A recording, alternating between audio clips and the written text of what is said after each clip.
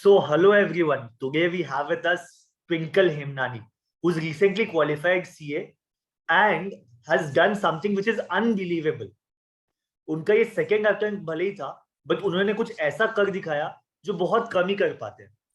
उनका first attempt में आया था 21 मार्क्स इन एसएफएम, बट जब उन्होंने वापस दिया तो कुछ ऐसा किया जो हम सोच भी नहीं सकते. It was 94 marks in SFM paper, जिसमें लोग एग्जामिशन लाने में भी डरते हैं. तो 94 लाना अपने आप में एक मिसाल थी, प्लस 21 से 94 तक जाना वो अपने आप और एक बहुत बड़ी बात है. जब अपने फेल होते हैं तो ऐसी टूट जाते हैं, पर यहाँ पे उन्होंने हिम्मत जुटाया और कुछ ऐसा करके दिखाया. Hi Twinkle, welcome. Hi Ayush, and thank you for having me, and thank you for such a great introduction. Pleasure is ours. So today she'll be sharing her experience with us and letting our viewers know. She'll be letting our viewers know how she has done this. So shall we start? Yes, yes. So Twinkle, first जब आपका result आया था first attempt, तो आपका वहां पे जो 21 marks था, जो फेलियर था, were you expecting something of that sort, या वो कुछ अनॉमली थी रिजल्ट्स में, या क्या था? मतलब व्हाट वाज द बैकग्राउंड, कैसा आपका प्रिपरेशन था? प्रिपरेशन अनडाउटेडली इतना स्ट्रॉन्ग नहीं था, बट फिर भी मैंने सोचा था कि बोथ अटेम्प्ट्स दे दूंगी. बट पेपर जाने के बाद मुझे सिर्फ ऑडिट का फेयर था, बट फॉर्चुनेटली ऑडिट में काफी अच्छा स्कोर था और सिर्फ एसएफएम की वजह से बैक आया फर्स्ट ग्रुप में. And SFM marks was totally unexpected. If SFM में पासिंग मार्क्स भी आ जाते तो फर्स्ट ग्रुप भी क्लियर हो जाता. ओके, तो मतलब ऐसा था कि ऑडिट जिसमें आप एक्सपेक्ट नहीं कर रहे थे वो निकल गया, और एसएफएम जिसमें थोड़ी सी एक्सपेक्टेशन शायद कहीं थी वो नहीं निकला. हाँ, टोटली अनएक्सपेक्टेड मार्क्स थे. एंड सबसे बड़ी बात है कि पेपर काफी टफ था, काफी लोग डिससैटिस्फाइड थे पेपर को देख के. I was very pretty sure कि इसमें एटलीस्ट पास तो हो जाऊंगी, बट उसमें 21 मार्क्स देखकर ही सबसे पहले शॉक लगा था कि एसएफएम में, एंड दैट टू 21 मार्क्स. और वहीं से फिर फेलियर की स्टोरी स्टार्ट हुई. अच्छा, तो कैसा वो मोमेंट पे फील होता है? देखो, पूछना तो मतलब बहुत अजीब ही है, लेकिन जब फेल होते हैं तो उस पॉइंट पे क्या एक तो ब्रेकडाउन हुआ कि छोड़ देंगे, अब नहीं होगा मेरे से, बिकॉज वापस से वो बुक्स को लेके बैठना चारों पेपर्स की, वो कैसा फीलिंग था? और क्या आपको आपके दिमाग में उस समय चल रहा था? क्योंकि हमारे सीए में 10% रिजल्ट होते हैं, तो 90% लोग यही चीज के थ्रू जाते हैं. तो क्या आपके दिमाग में था और फिर आपने क्या किया? सबसे पहले तो मुझे वो 1 फरवरी का डे बहुत अच्छे से याद है, क्योंकि लाइफ का फर्स्ट डे था जिस दिन मैं इतनी ज्यादा डिसअपॉइंटेड थी. लोगों के मैसेजेस आना शुरू हो गए थे जैसे ही 2 PM हुआ कि रिजल्ट्स आर आउट. और मेरे मेंटर्स एक्सपेक्ट कर रहे थे कि मेरी रैंक भी आ सकती, क्योंकि मेरा एकेडमिक बैकग्राउंड काफी अच्छा था. एंड और कुछ लोग एक्सपेक्ट करते कि फर्स्ट अटेम्प्ट में तो मेरा क्लियर हो ही जाएगा. लोगों की एक्सपेक्टेशंस जितना ज्यादा हर्ट करती है, उससे ज्यादा हर्ट ये देख के कर रहा था कि मैं फर्स्ट अटेम्प्ट में क्लियर नहीं कर पाई. और जैसे ही रिजल्ट देखा कि एक ग्रुप में पास, सेकंड ग्रुप में फेल, तो वो पास की खुशी तो 1% नहीं हुई. कुछ लोग कॉन्ग्रेचुलेट कर रहे थे, एंड उसके बाद लोगों की कॉल आना स्टार्ट हो गए. मेरा मन बिल्कुल भी नहीं था किसी का कॉल पिक करने का. बैक एंड फोर्थ लोगों की call, messages, and I just ran to my room, and when I was just listening to my parents downstairs, my parents were explaining each and everyone, no, she couldn't clear the CA final in her very first attempt, and she could only manage to clear group 2. और वो सुन के जो disappointment feel हो रहा था कि first time अपने parents को लेट डाउन किया, और वो फीलिंग इतनी ज्यादा शैटर्ड हो चुकी थी मैं उस फीलिंग से कि I was completely blank at that particular day. That complete day was like totally numb day. मतलब कुछ सोचते नहीं बन रहा था कि क्या हो गया, कैसे अब आगे पढ़ूंगी, इतना सारा बल. सबसे ज्यादा वो फेलियर का फियर नहीं था, लोगों की एक्सपेक्टेशंस का था, डिसअपॉइंटमेंट का था. एक वो लोग क्या बोलेंगे वाली सोच होती है ना, वो ज्यादा हर्ट करती है, ना कि फेलियर ज्यादा हर्ट करता है. तो वो था first day. And second day I was back कि अब थोड़ा बहुत खुद से संभालना पड़ेगा और स्टार्ट करनी पड़ेगी पढ़ाई. तो ये क्या इसके पीछे कोई बैकड्रॉप था कि आपके पढ़ाई में कोई हर्डल्स आए थे, कोई हेल्थ या कोविड रिलेटेड इश्यूज, या फिर मतलब नॉर्मली कुछ मतलब जस्ट एग्जाम खराब हो गया? लीव पीरियड में हेल्थ इश्यूज थोड़े थे, एंड कोविड सिचुएशन तो मेंटली सबको ही इक्वली हैम्पर कर रही थी. बट हेल्थ इश्यूज के साथ टाइम मैनेजमेंट में प्रॉपर कर नहीं पाई, स्ट्रैटेजीज प्रॉपरली एग्जीक्यूट नहीं कर पाई, तो उस वजह से मैं कॉन्सेप्ट्स पे भी वर्क नहीं कर पाई थी, and that was the main reason कि मैं फर्स्ट अटेम्प्ट में अच्छे से पेपर्स दे भी नहीं पाई थी।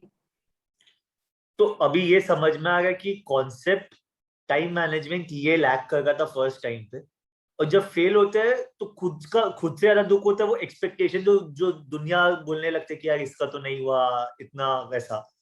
तो अब फिर व्हाट नेक्स्ट, अब इसके बाद जैसे ये फेल तो हो गए, but is it the end of the world, या फिर इसके आगे कैसे, how to gain back the enthusiasm, how to gain back motivation and move ahead? To everyone who actually has faced a failure, that I would like to say that failure is never a full stop to your journey. It's just a comma.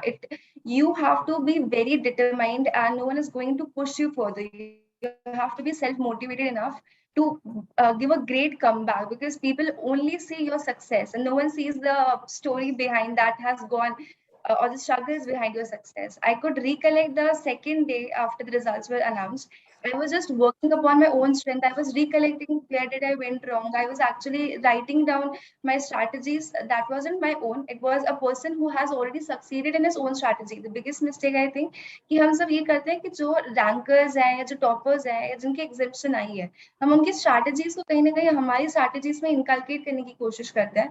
I think that's the biggest mistake everyone does. तो मैंने ये second day जो था उस दिन अपनी strategies formulate करी, देखा कहाँ कहाँ गलती, कॉन्सेप्ट्स की मिस्टेक थी, प्रेजेंटेशन की मिस्टेक्स थी, रिटन प्रैक्टिस नहीं था। मैंने वापस शेड्यूल बनाया क्योंकि इस पैटर्न में आंसर शीट्स को रेफर करना है, कौन से मेरे वीक पॉइंट्स हैं उन सबको प्रायोरिटाइज करा।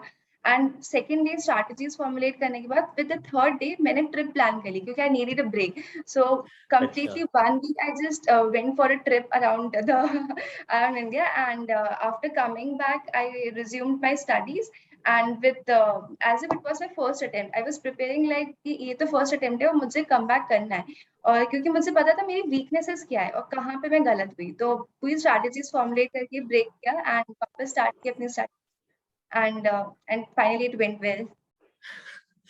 तो मतलब मेन फोकस ये था कि किसी और की स्ट्रेटेजी अपने को अपने ऊपर कॉपी नहीं करनी है, खुद के स्ट्रेंथ्स और खुद के वीकनेसेस एनालाइज करके उसके हिसाब से अपने को स्ट्रेटेजी बनानी है। Yes.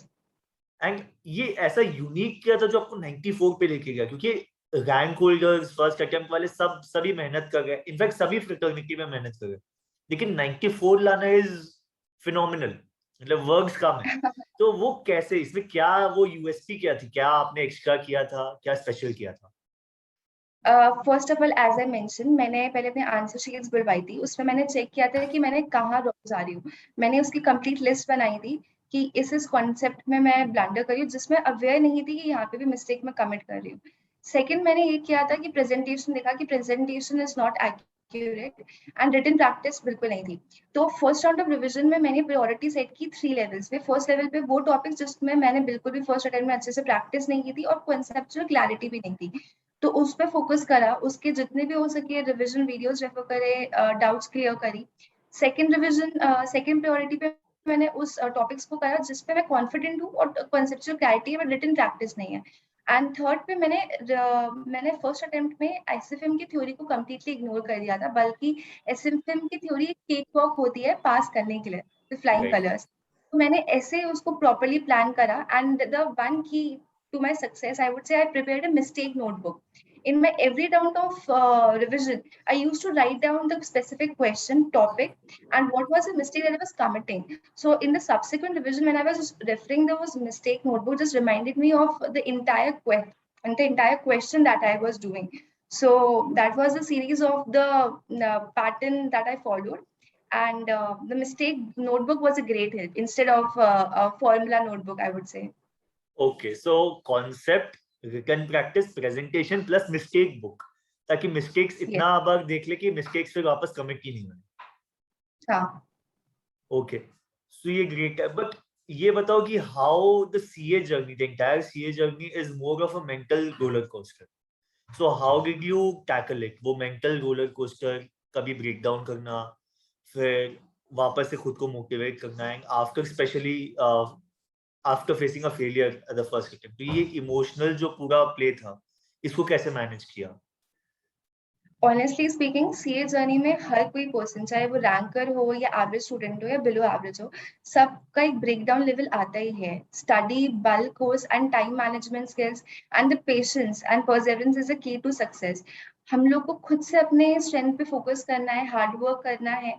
साथ में time management is the key to the success. I would say time management जो प्रॉपर कर ले और डिटरमाइंड रहे कि करना ही है. और patience is also something which would definitely add on to anyone's success. So that's the thing. And one thing I would like to mention that during the course of a preparation, I have come across with some people who do not have self-belief in themselves. So the first mandatory thing is that you have to have a self-belief and confidence in order to overcome any sort of examination. Right. तो मतलब वही जो लोग बोलते हैं कि self belief, time management, लोग इसको बहुत अंडररेट करते हैं बेसिकली, लेकिन यही एक्चुअली अपना गेम प्ले करते हैं. So these are the most important pillars in clearing any exam, specially a course which is as huge as CA final. So मतलब it was amazing talking to you, Twinkle, and thank you for sharing your experience. And just on a final note, how what are the tips that you would like to give to our viewers, and what is the entire summary of your experience? To every viewer that is seeing me, especially to the people who have faced failure, I would say you have to put the efforts in the right direction. You have to analyze the mistakes, that where did you went wrong. You have to work upon your weakness, because no one is actually going to guide you. You would be looking for a guidance or a mentor, but until and unless you are self-prepared, and unless and until you're willing to work by yourself, no one will be helping you. And you have to be self motivated, you have to have a self belief, and time management is very must, I would say. Because I have seen people they say कि workout करने जाना है, time management, health is also very important, and उस चीज में 3 घंटे waste कर देते हैं. Everything is very important, but you need to have a proper time management in order to excel in all the aspects of life. So that would be my success mantra. And I would say ki failure is never a full stop. You can definitely achieve something great in your life. As we can see Jack Ma, like he couldn't crack multiple of his interviews, but as we can see what he is presently now. So everyone faces failure, but how you overcome that failure is something that will determine your future. So failure is not the end of life, but it is a milestone for a new beginning, कि वहां से उसको ground zero मान के कैसे उसके ऊपर build up करना है. Yes, right? agreed. Thank you so much for sharing your experience, and it was nice talking to you. Thank you so much. Hope all our viewers Thanks for having me.